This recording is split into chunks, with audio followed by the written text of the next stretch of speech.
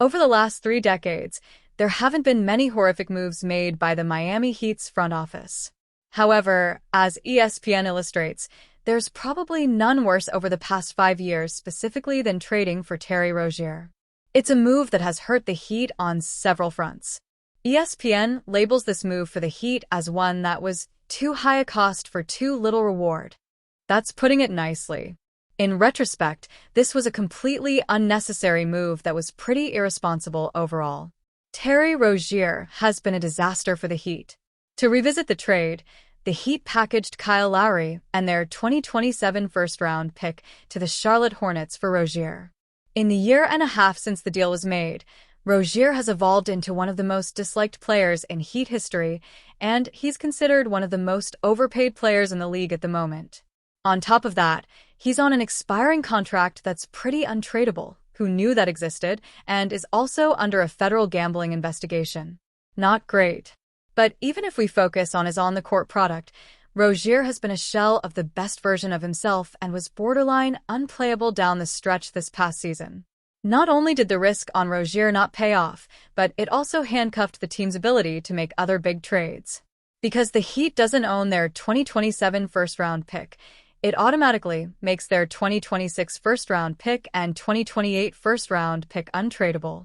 No team is allowed to trade back-to-back first-round picks thanks to the Stepien rule in the CBA, and it's greatly limited the Heat in their road back to contention over the last year. Even though the move is just a year and a half old, it's easy to see why it's so unpopular for Heat fans. Again, Miami has not made that many huge mistakes in recent memory, but the move for Rozier looks worse by the day. To add insult to injury, it was a move that was commercialized to help deliver Jimmy Butler the help he needed to help push the Heat to another level in 2024.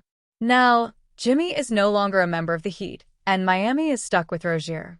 There are times when it's completely fair and understanding to criticize ESPN, but they were probably spot on this time around. It's hard to push back against Rozier being the team's biggest misstep over the last 5 years. In desperate need to find the next superstar to help elevate the team back to contender status in the Eastern Conference, the Miami Heat appears to have some bold plans for the 2026 NBA offseason. However, free agency isn't how the Heat is going to score a star upgrade. And if that's their big plan for next summer, they're going to be sorely disappointed. With the way the Heat have operated this offseason, Miami could be preparing to open up significant cap space ahead of the 2026 free agency period. Looking to land a star player, this tactic from the Heat may no longer be as effective as it once was. The Heat's plan for cap space could be flawed. In theory, creating flexibility via cap space should never be considered a bad move. However, free agency is no longer what it once was in the association. With all due respect to the sport, the last time free agency mattered in the NBA was probably 2019.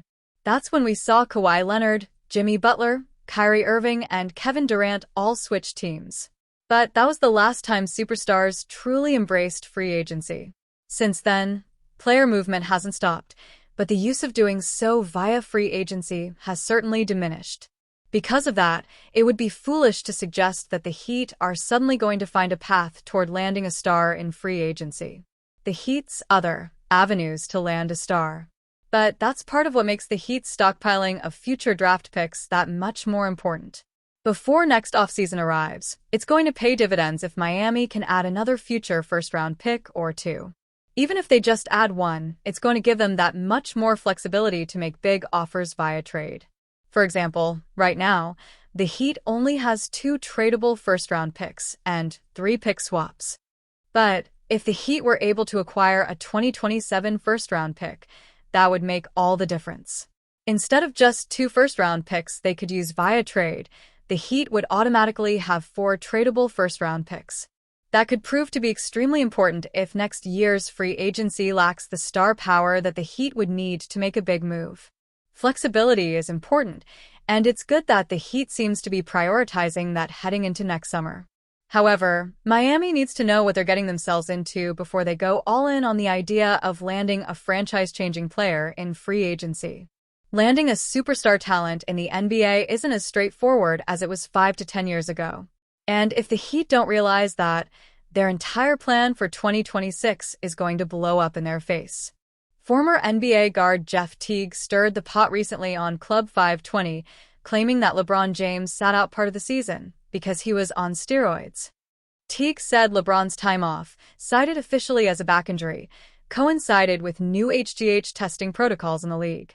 But while the claim is dramatic, there's no substantiated evidence supporting it, and LeBron never tested positive. Miami Heat Bron, he was on steroids, bro. They started testing for HGH, and he had to sit out.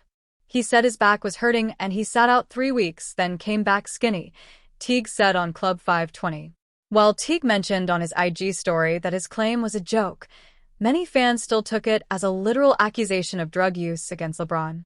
Teague mentions the Miami Heat, but HGH wasn't even tested in the NBA until 2 seasons after LeBron left.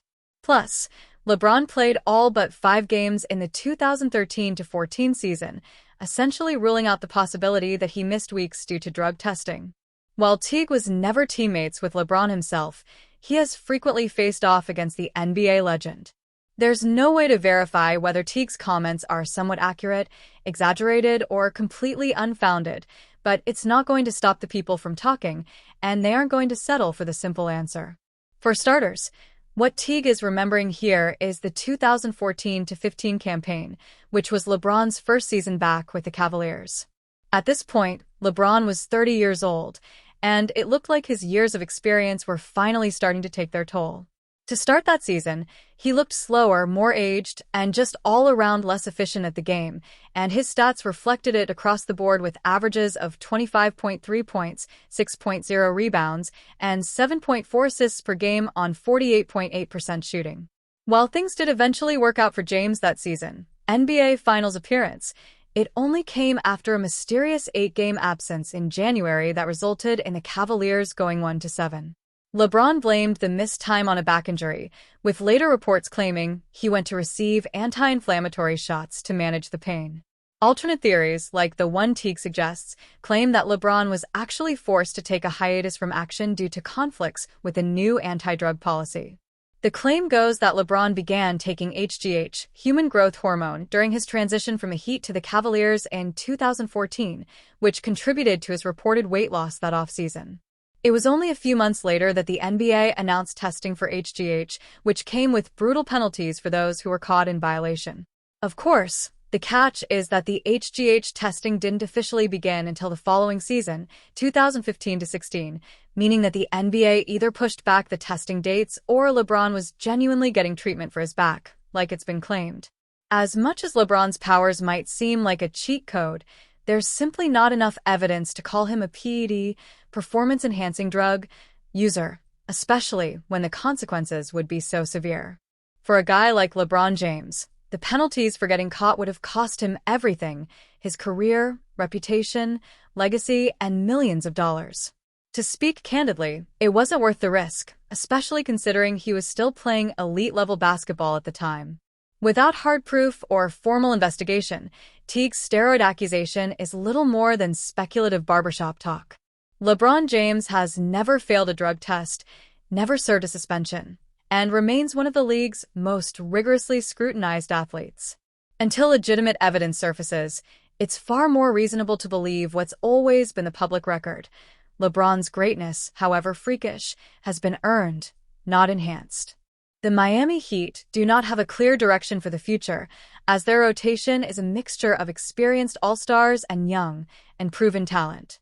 The 2025-26 season will seemingly give Tyler Herro and Bam Adebayo a chance to lead the team distraction-free before the front office ultimately decides whether to build around them or commit to the youthful side of the roster. Still, Miami is finding itself tossed in a plethora of trade rumors and ideas that would provide the organization with an obvious blueprint for the coming years. One of the most popular of the bunch involves Golden State Warriors rising star Jonathan Kuminga, who is seemingly seeking a new NBA home. Despite the Heat's rumored interest in Kuminga, a report from Clutch Points alludes to quite the opposite. When discussing the 22-year-old's possible next destination, the article shared that teams like the Heat and Brooklyn Nets have not pursued Kuminga this offseason, sources said. This comes as a bit of a surprise after NBA insider Shams Charania of ESPN shared in late June the Heat were expected to pursue Kuminga. After missing out on Kevin Durant, the Miami Heat are remaining active.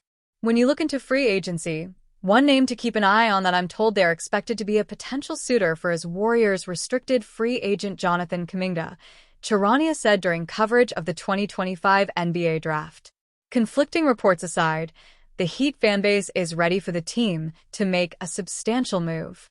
Whether it's moving on from Harrow or Adebayo or acquiring a promising star like Kuminga, picking a route for the next half-decade is crucial.